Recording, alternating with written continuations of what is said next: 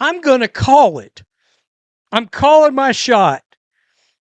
Shedeur Sanders plays in this game this weekend.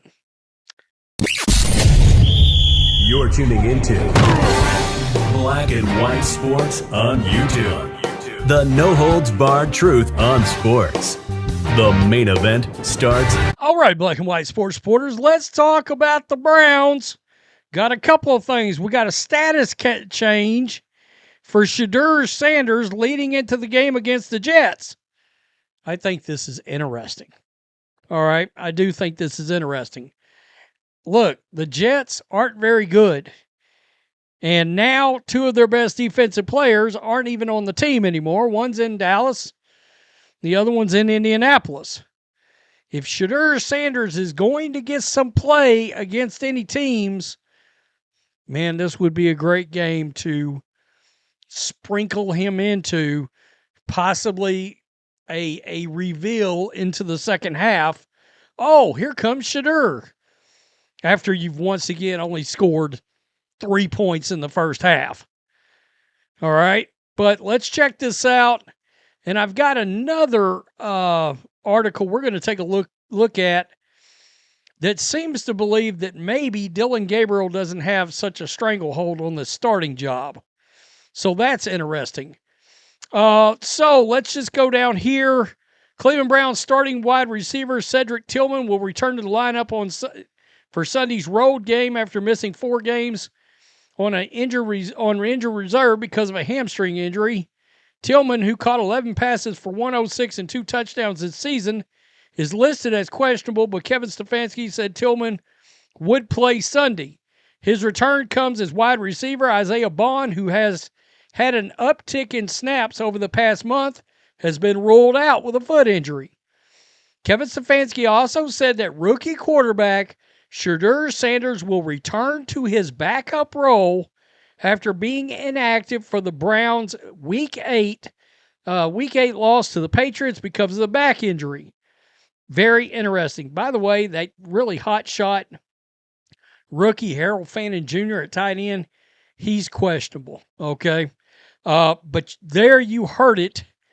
Shedeur is QB2 yet again, which means he's next up to possibly get in a game, right? Now, Cleveland.com, and after reading this, I got to be honest with you. Doesn't sound like Dillon Gabriel's just got a stranglehold on this starting job at this point. The Browns' communication strategy, or lack thereof, hasn't helped quell speculation. As Lab pointed out, they don't help their cause, obviously, because they don't ever communicate anything. So in a lot of ways, they do this to themselves by just being so stubborn about giving us any information at all about what they're thinking. But even as Shedeur Sanders waits in the wings, Gabriel's hold on the starting job appears increasingly precarious. With just 4 starts under his belt, the former UCF, Oklahoma, Oregon quarterback hasn't shown enough to warrant a, quote, really long leash, according to Mary Kay Cabot.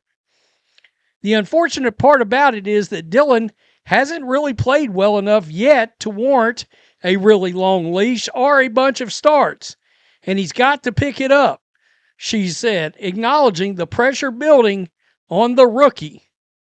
As the season progresses and the playoff hopes dim, the Browns will likely reach a point where evaluating their young quarterbacks for the future becomes priority. Cabot suggested this could happen soon, but interestingly enough, another option continues to lurk in the background: Deshaun Watson. Despite his controversial status, Watson's potential return from an Achilles injury adds another layer to the Cleveland quarterback conundrum. When asked about accelerating Watson's timeline, Cabot revealed, "From the people I've talked to, he feels like he can come in and be successful with this football team." Wow. That's crazy. As Cabot aptly put it, quote, "He may never see the field this season, But if they go with a little bit of Dillon Gabriel, a little bit of Shedeur Sanders, and it's not working out, and there's a couple of games left, why not? If he's 100% cleared and healthy, I would do it. I'm curious to see if he's got anything left in the tank. Wow. I don't even know what to say about that, but I've been telling you guys that Deshaun Watson is an option that they are going to consider at some point this season, if they have to. I mean, at this point, Shedeur Sanders sounds like a legitimate savior. I mean, I'm just keeping it real. I don't know about you guys. I don't want to see Watson on a football field. There, I said it out loud. Not ashamed of it either. I mean, I'd rather see Shedeur Sanders go out there, look, however long, to ride to the end of the season to see if he's really can be a guy, or is he going to be a career backup kind of guy, or is he going to have to go to another, Dillon Gabriel too. I do want to say this about Gabriel because I was thinking about this. I think you got two quarterbacks on this team that both qualify for the same potential.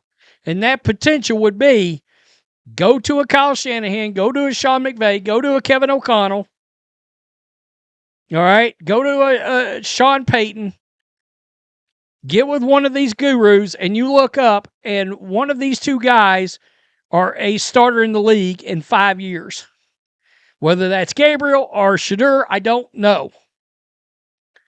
I'm willing to bet you if Kevin Stefanski really likes Dillon Gabriel's skill set, then Kevin O'Connell probably loves it. I would think that Kyle Shanahan probably likes his skill set too.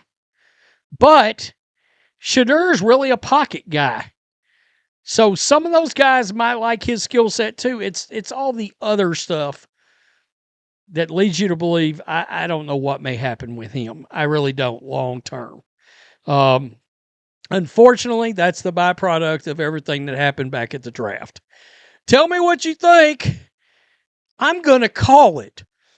I'm calling my shot. Shedeur Sanders plays in this game this weekend. I'm calling it. Peace. I'm out. Till next time. Before we jump in, make sure you go to our merch store. Our Make Basketball Great Again shirt and our newest shirt that just came out. Both shirts are brand new. The American Flag Skull Fever Enforcer shirt. And use promo code CC22 for 20% off. Thanks for watching the show. Be sure to like, comment, and subscribe. Be sure to tune in next time on Black and White Sports.